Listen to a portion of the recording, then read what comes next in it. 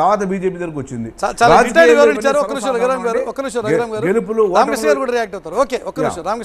రామకృష్ణ గారు మీ విషయాన్ని తీసుకుంటే ఇప్పుడున్న రాష్ట్రంలో ఉన్న పరిస్థితుల్లో గతంలో ఇదే చంద్రబాబు నాయుడిని చాలా గట్టిగా సమర్థించారు. ఎందుకోసం అంటే బీజేపీతో తెగదంపులు చేసుకుని బయటకు వచ్చి ఒక దశలో మీతో కలిసి ఉద్యమాల్లో పాల్గొని మీరు సైతం చంద్రబాబు నాయుడు మనతో పాటు వస్తాడనేటువంటి ఒక నమ్మకంతో ఉన్నారో మరేమో చాలా గట్టిగా చంద్రబాబు నాయుడుని సమర్థిస్తూ జగన్మోహన్ రెడ్డిని తిట్టినటువంటి పరిస్థితి. కానీ ఇప్పుడు చంద్రబాబు నాయుడు గారు పోయి బీజేపీతో కలిశారు. సార్ బీజేపీ వచ్చి చంద్రబాబు నాయుడు గారితో కలిసింది, ఏదో ఒకటి అయింది మొత్తం మీద. మరి ఇప్పుడు మీ పరిస్థితి ఏంటి? ఇప్పుడు రాష్ట్రంలో ఉన్న పరిస్థితిని ఈ కూటమిని ఎట్లా ఏమనాలి?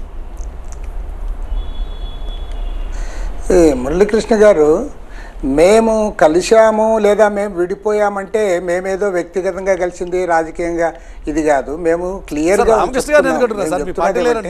కేంద్రంలో రామకృష్ణ గారి గురించి కాదుగా, అదే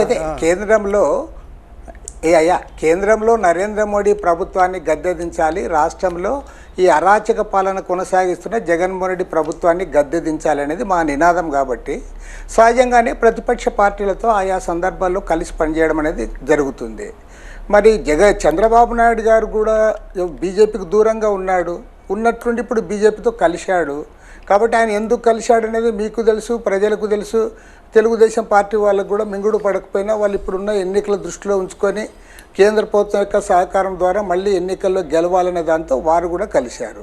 ఇంకా బీజేపీ గురించి చెప్పాలంటే వాళ్ళు చాలా క్లియర్గా మైండ్ గేమ్ ఆడుతున్నారు.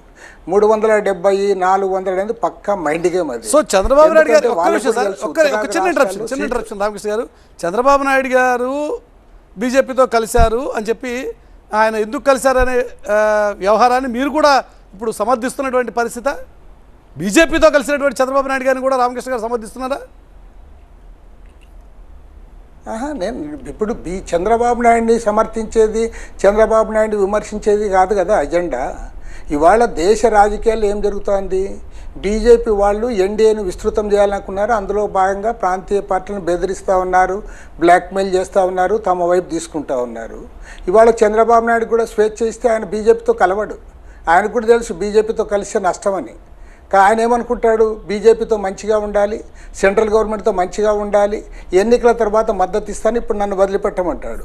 కానీ బీజేపీ వాళ్ళేమి ఇవాళ ఎన్డీఏని విస్తృతం చేయాలి, ఇండియా కూటమిని విచ్ఛిన్నం చేయాలి.